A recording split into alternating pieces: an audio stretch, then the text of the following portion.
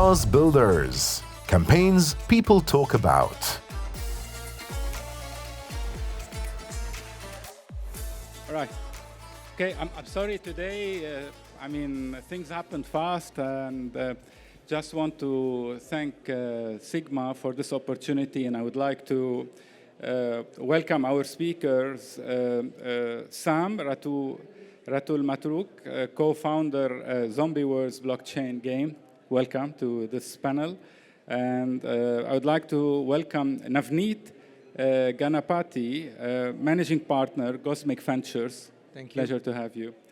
And also would like to welcome Rafayel Ghonaghchyan, head of creative marketing, Toto Gaming. Welcome to this panel. Would like to welcome the audience. Thank you for your time, and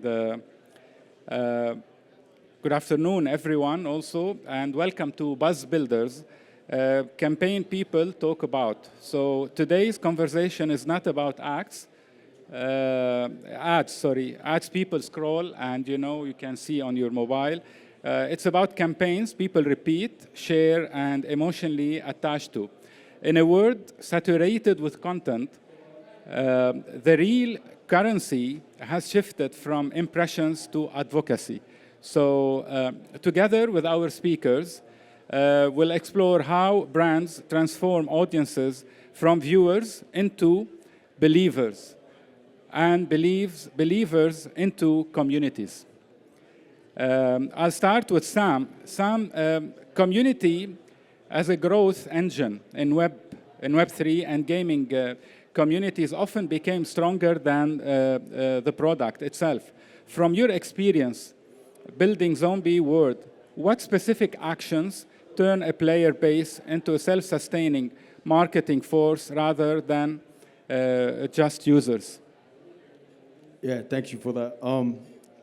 Look, I'd like to say to everyone, if you're coming in with a founder-led mindset and you're trying to convert your early users into, a marketing campaign or people that's going to go out there and market your product, the best thing that I found was, actually giving them updates. So I'll be on Spaces, I'll be on all of these different platforms, updating the community, what's actually happening on the building side, what's happening on the dev side, how the founders, the struggles that we're facing. Also, a lot of the stuff that's happening in it, to give them that insight, I found that it really helped because they went from just being on the community side or, just being to being an insider. So yeah, that was the main thing that I really felt, and I'll tell everyone here today, you gotta be authentic in your messaging. Let them know the ups and the downs. This is not always smooth sailing. I like to tell everyone that, business or entrepreneurship in general, it's like hurdles. So you run a little bit, there's an obstacle. You got to figure out how to jump over it. And the community likes it when you just be raw with them. So yeah, man, there's a lot of difficulties and there's a lot of struggle, but if you be 100% honest and upfront, I find that, doing it that way, they turn into amplifying your message, what you're telling them, to the outside world as well. So yeah, just bringing them from the outside to inside and a part of the community and actually, making them feel like they're building as well. Amazing. Thank you. Thank you very much. I want to move to Navneet. Navneet, cross-ecosystems partnerships from the Kingfisher IPL campaign to celebrity crossovers across sports and entertainment. What made a partnership feel authentic rather than opportunistic? And how should brands choose collaborations that audiences actually talk about? Thank you for the opportunity. So basically, I've been associated with the IPL since 2009, the IPL cricket back in India, and was kind of instrumental in facilitating a partnership with one of the most iconic brands called Kingfisher, who are a very famous beer brand back in India. And for them, like the key point was whether you wanted to get either brand awareness or whether you wanted to get content creation done. And the objective over there was obviously content creation.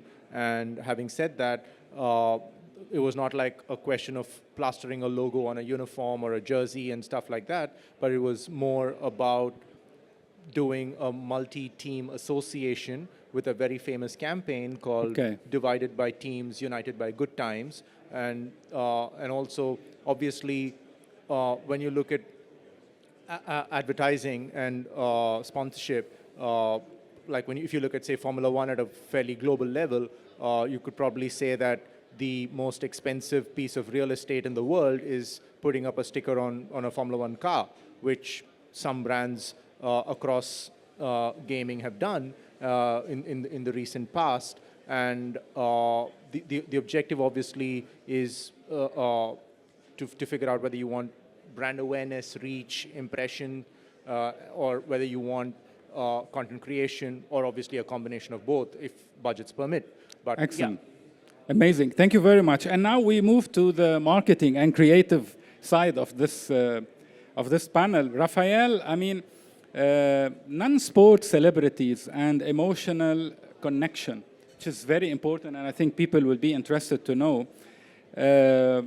Gaming and betting brands traditionally rely on sports figures. What happens psychologically when brands collaborate with personalities outside the category, which is very important, and why does that expand reach beyond the core audience? Okay, thank you. Yeah, as you mentioned, traditionally, companies, iGaming companies rely on sports celebrities, but of course, when it is non-sport celebrity, it makes some broader audience because we will have a lot of obviously non-sport celebrities rather than sports ones. And yeah, what they do psychologically, it is they give the permission. For example, if I follow the Drake, for example, and he's having some collaboration with Steak, and if I follow Drake, he's an icon for me.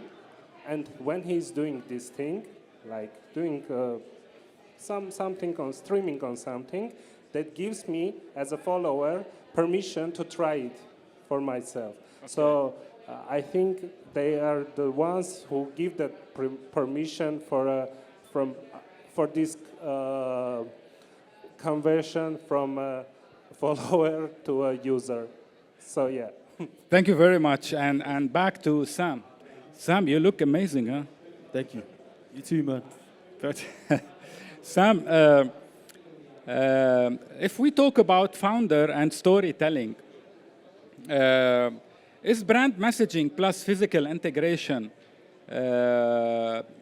working well? You've emphasized you're an emphasized founder. Light storytelling and physical activations, supporting digital growth in a world of polished brand content. I mean, as we all see. So why do audiences trust founders more, if you agree? And how can offline experiences amplify credibility in an online native product? There's different ways that you communicate, right? So for Reels, you can be super polished and everything, but I'll give you guys one bit of information which I truly believe. You know, I've been in social media for over 15 years, creating products, creating businesses.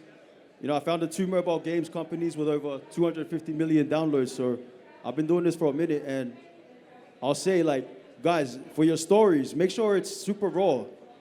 The way that you create your stories is like you're talking to your boy on you know, FaceTime. You know what I'm saying? So the way that you talk to your community, the way that you talk to your public on stories, for example, treat it like you're FaceTiming your best friend. Just grab the camera and start talking. Give your opinion. No one likes that super polished things on. Without preparation, you mean? And they can start talking immediately to the camera with passion? Or I mean, look, it's like when you're communicating on stories, they don't want a super polished reel with the lights coming down and everything. They want to communicate with you like you're talking to your best friend on FaceTime. Okay. That's where you're getting the engagement, and it really feels personal.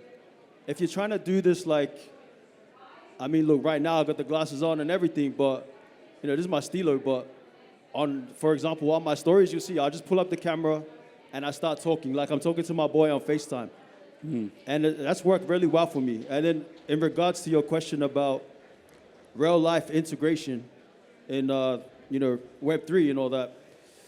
It's very simple. You want to also create physical products and physical real-world events like this. Okay. Even though with digital services, digital products, for example, when we do our campaigns, and even though it's 99% online, we still get the billboards in Times Square. You can do it very efficiently if you're a startup. You don't need millions and millions of dollars. There's people out there that'll give you 15 seconds in Times Square for like $1,500. Okay. And in the package, it comes with videoing that content as well. So, when people in the Web3 world or the digital world, they see that you actually have physical presence, they trust in it more. Right.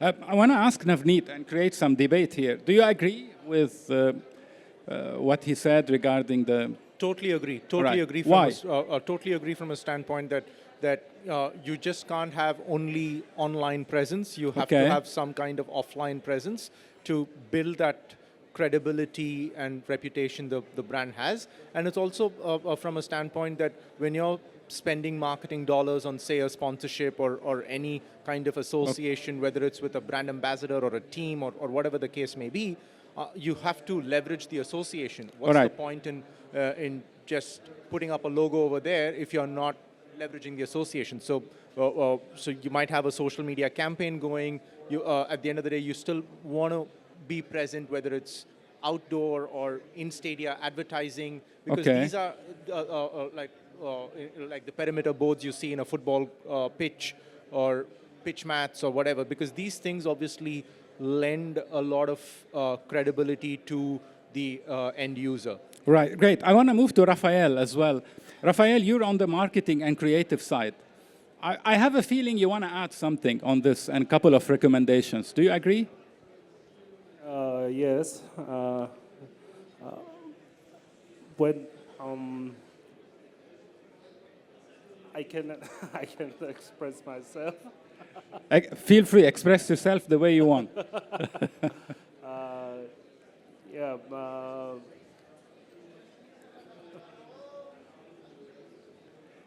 You want to pass? Yes, I will okay. pass. I'll come back to Navneet. Story-driven ambassador... Sorry? Can you hear me? Yeah. Story-driven ambassador campaigns today. Clear, right? Brands spend heavily on ambassadors. We all know the ambassador here, ambassador there. Yeah. And we're going to ask some questions. The audience, they have some questions later when we're done with this. But back to the same. Do brands depend heavily on ambassadors, but others fail to convert attention into action? What role do storytelling formats, especially short form stories and direct links, play in turning sponsorships into measurable engagement? So I think the storytelling aspect needs to be real for it to be authentic. So if you take, for example, how Drake's association has been with his gaming partner, like the way it's portrayed and showcased, the end user believes like it's actually true and real, and that kind of drives traffic to the gaming partner's platform. And similarly with other cricketers as well, when they have partnerships going, instead of using traditional ads and stuff like that, today some brands prefer the brand ambassador to give their personal opinion of a certain match in terms of whether it's prediction videos or review videos and stuff like that, because those kind of videos actually have a lot of organic traffic. All right, great, thank you. Moving back to Rafayel. If we talk about gamification across offline and online, gamification is widely, used digitally, but much harder offline, right? So what mechanics actually work in real world activations to create long-term loyalty instead of one-time participation? Yeah, thank you. Of course, gamification for today is everywhere. Every brand, every brand is using this, and it's much more easier to have it in digital rather than have it offline. And most brands fall when they are trying to get gamification in offline. But as of me, there are three components to make the loyalty and gamified. There are three components. It's progress, it's competition, and it is memory. When you are giving the user those three components, like more or less you can note that you will have a success because actually you should create something that even though it's offline, but the buzz should be bring to the chats, and peers and friends should discuss it in online. Like when it's about the progress, like people always confuse the gamification with the gamings. Spin this and get something. It is not a loyalty. It is not a gamification. Gamification is you should cover all these three aspects that I mentioned, like progress, competition, because the competition is most important thing. It's everywhere. And the memory.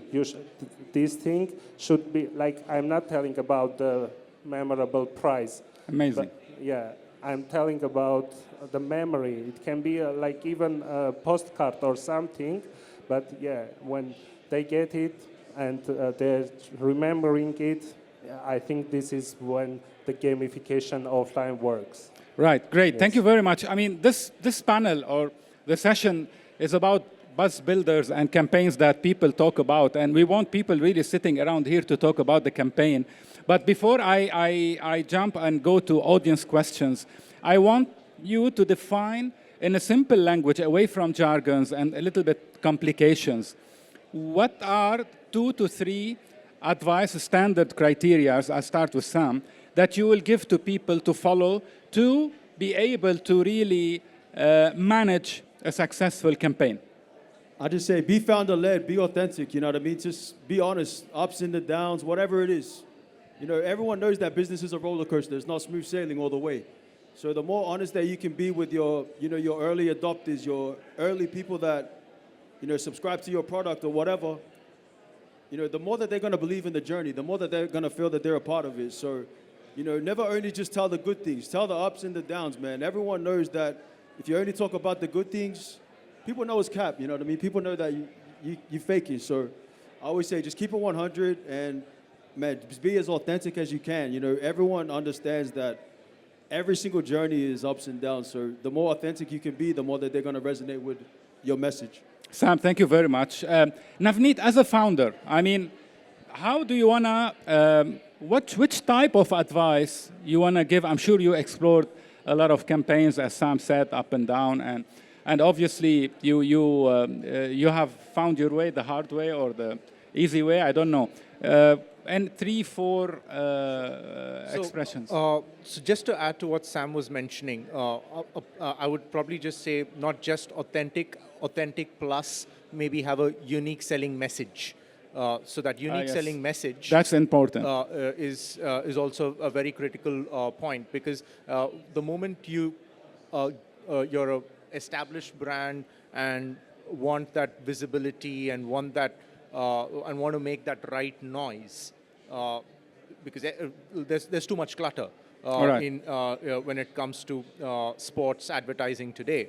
And to break that clutter, where the question is whether you want to be a small fish in a big pond or a big fish in a small pond. So if you want to be that big fish... Which one is better, to be the small fish or the big fish? Depends where you're starting. You can't straight away be a big fish, right? Yeah. So if you're a small fish in a big pond, you obviously will have the potential to be that big fish in the big pond, which is what your ultimate objective would be. And yeah, so basically the key points, like what Sam said: authentic, unique selling message. And be as creative and innovative as possible in terms of the campaign, because the campaign needs to strike out. All right, great. Thank you very much. Rafayel, you're the marketing guy and the creative guy. Can we, I want to change a little bit the tone of how we are discussing. If you can tell the audience an experience that happened with you in one campaign, and then whereby this campaign didn't work, and what corrective actions you have made, or basically what was wrong, what was something that you could have changed, so they can interact with this. Yeah, first of all, when I'm thinking of campaigns, I'm starting with one simple thing: what is creativity for me, and what is creativity for others? Yeah, and sometimes the creative guys and marketing guys, they are they are doing over creative things, but sometimes creative things are in simple things.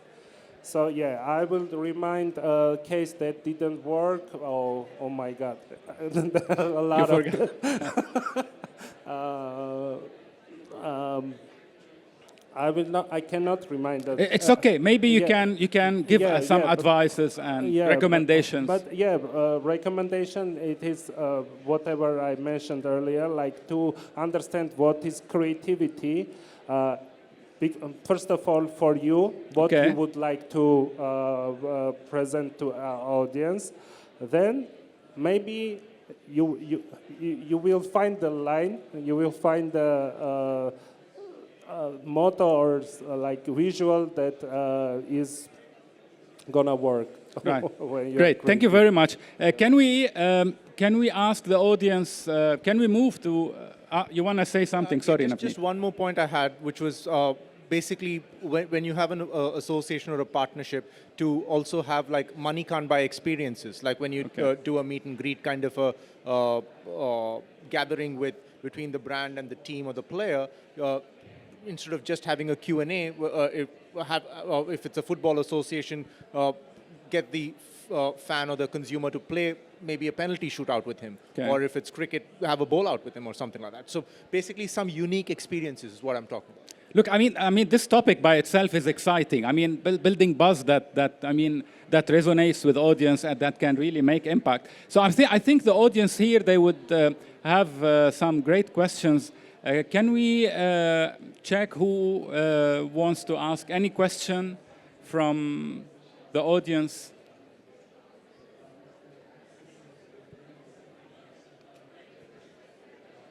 Sorry, yeah, it's on the screen. My bad. Okay, what kind of audiences do you struggle to reach efficiently? Who would like to answer this? Sam, Rafayel, Navneet? What kind of audiences do you struggle to reach efficiently? That's another question, I think. If you had to launch a campaign today with a limited budget, where would you focus first to spark word of mouth?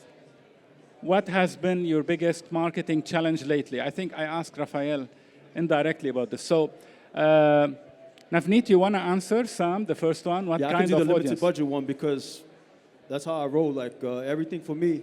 Okay. I'll answer that one? Yeah, please. Yeah, I'll say like if you got a limited budget, it depends really, what's your, as you said, what's your unique selling point? What's your unfair advantage? First, everyone has an unfair advantage in anything that you do, right? You spend years and years studying, whether it's working in a certain sector or a segment. So everyone out here has an unfair advantage. You need to figure out what your unfair advantage is. And everyone's got a network. You see, I see a lot of people when they go from industry to industry or they try to do a startup, make sure you don't go somewhere completely new, that all this other experience that you've gathered, all this other network that you've built up, it doesn't cross over to this new industry. So when you you got to stick to the industry in an environment that you've already spent years making. And then if you have a limited budget, man, there's no excuses, man. You know, there's always ways that you can go viral. For example, I would say if you're using social media, the best way, go on Instagram theme pages. For example, if you're trying to build something up in sports, go to all of the sports pages on Instagram. Go check out their content. All the theme type pages. That's where you're going to see what has the most clicks, what has the most views. And once you see that, you can see the sort of content that you need to make. So for example, find people that are relatable to what you got going on, or a business that you're pushing, or a product that you're selling. There's always theme pages. There's always people that have done what you're doing, and go on their accounts and, you know, really look and break down their data. If you go on someone's Instagram that you go, you know what, he's doing what I believe that I can do, go on their reels. Go look at their most viewed reels. Go look at their most shared reels. Write it down. Everything has a common theme. Everything has, you know, rules that, or reason that it went viral. Once you break it down, then you can see what type of content that you're going to make. And this is for free. This is very limited budget. You don't need anything but an internet connection. You can go down to McDonald's, go get some Wi-Fi. I'm sure everywhere has Wi-Fi. So this is what I would say, man. Just find Instagram pages or find TikTok pages or X pages that is doing similar content that you're trying to do, or a business or a brand, and just really break down their most viewed videos. Write it down. Write down the topic that they spoke about. Write down the theme of the video, and then take notes and just go, you know what, I can do it like that. That content there that went super viral on that guy's page, that's something that I can make. That's a video that I can recreate, pushing my brand, pushing my product, pushing my service. And you know, everything I've ever done is with limited budget. For me, if it doesn't work organically, I don't even waste my time investing capital in it. So I'm probably the best one to ask for that. I've done it ever since working in nightclubs in Australia. So all of my business, over, you know, like I said, I got over 250 million downloads organically, not paid, in the mobile game space over 10 years ago. So yeah, man, that question for me is very easy to answer. Thank you, Sam. Thank you. I think the session comes to an end. I just want to say quickly, a couple of advices to give to people quickly. First of all, something that we didn't talk about today, which is doing the research. R&Ds are very important when we do marketing campaign. Number two is very important also to identify the need in the market and to really prepare your campaign accordingly. Number three, be careful. Dynamics are changing. Audiences, and that's why I think the gentleman who asked the question, the audiences are volatile and changing. They are not stable. So this is something that you need to pay attention to, and also watch the latest trend and what's going on. Anyway, I want to thank really Sam, Navneet, Rafayel for joining me in this panel. The great panel, Buzz Builders, and we look forward to see you again. Thank you for Sigma as well for hosting us, and have a great day. I hope you enjoyed the session. This is Shadi Dawi. Thank you very much.